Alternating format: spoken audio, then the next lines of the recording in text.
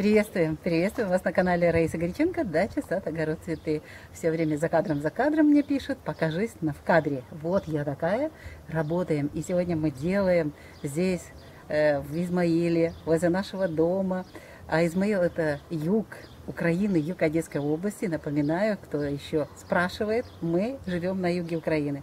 И сегодня мы высаживаем вот эту прекрасную рассаду. Смотрите, это у нас... Снова же каждый говорит по-своему. Арбузы, арбузы, кавуны, кавунчики. У нас кавунчики, говорят в семье. Рассада уже готова, не хочу переваливать. И сейчас у нас получается температура очень хорошая. Установилось наконец-то тепло, и земля прогрелась. И вот здесь грядку мы заранее, впервые, мы как-то все время высаживали то между луком, то еще где-то по дорожкам. А здесь заранее уже подготовлено с момента посадки картофеля. Здесь теплая грядка своеобразная, здесь органика, здесь в земле. Посмотрите, какая земелька получается. Вот. В земле у нас мясокостная мука. Здесь же кормовые дрожжи, уже заранее все. Видите, какая земелька. Здесь органика разная. И здесь и рыбная мука. Земля какая красивая. И, кстати, есть куриный помет. Вот этот курник удобрения. И земля такая теплая, воздушная. Она уже отдохнула, и поэтому я вот таким образом высаживаю. Но особенность этого года в том, что у нас до 25 июня у нас будет еще Нептун, властелин воды. Почему дожди так идут? Находиться... Ай, какая красота. Будет в прямом движении. А затем с 25 июня ретроградные. Я уже себе такие заметки делаю все время. Когда он ретроградный, тогда становятся уже вот сухие, жаркие периоды. Поэтому сейчас еще до 25 июня будет у нас еще вот такие периоды с водичкой. Будут прохладные еще иногда.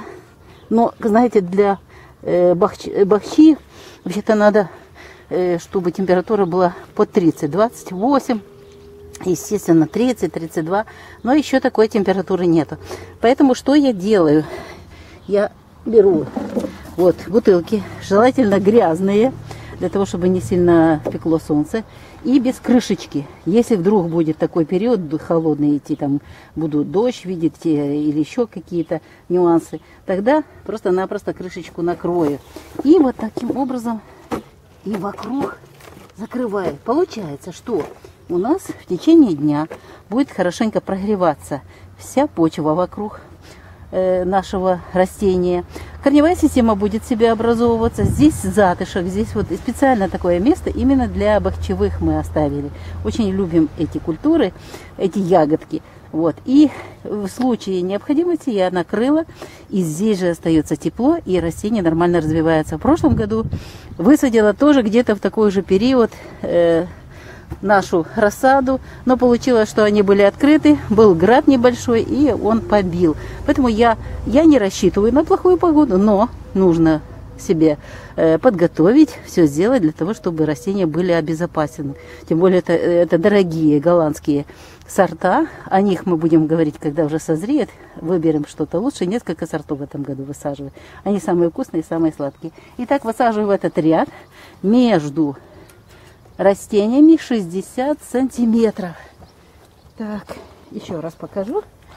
Вот. Если бы было два ряда, то, конечно, надо было бы высаживать между рядами. Кто будет в рядах высаживать два ряда, допустим, то, конечно, 1,80 м должно быть между рядами. У нас один ряд, с одной стороны картофель, с другой стороны парник, и они здесь себе будут нормально в тепле. Сейчас затышек тут.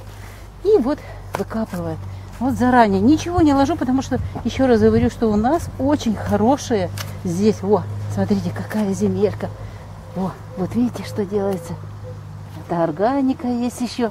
И будет в ножке тепло. Ну, для нас это говорится ножки, а для растений это голова. В растений корни это голова. Потому что они питаются вот так вот. Дожди очень хорошо. Здесь натуральная у нас влага.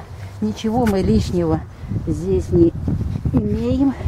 Вот, кстати, сюда капельное орошение потом мы подключим. Итак, эти семена обработаны, семечко осталось, она так виднее синяя, да? Вот. И вот это растение сейчас мы, вот с горшочка хорошо видно, видите уже какие корешки? Не хочу их переваливать и оставлять уже позже, потому что корешки начнут засыхать, краюшки.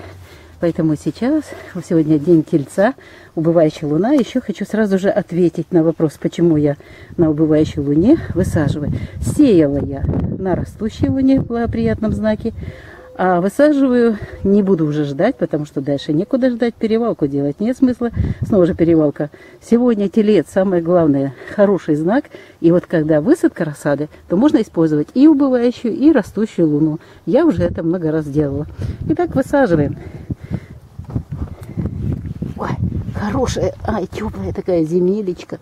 Просто прелесть. О, пахнет прямо.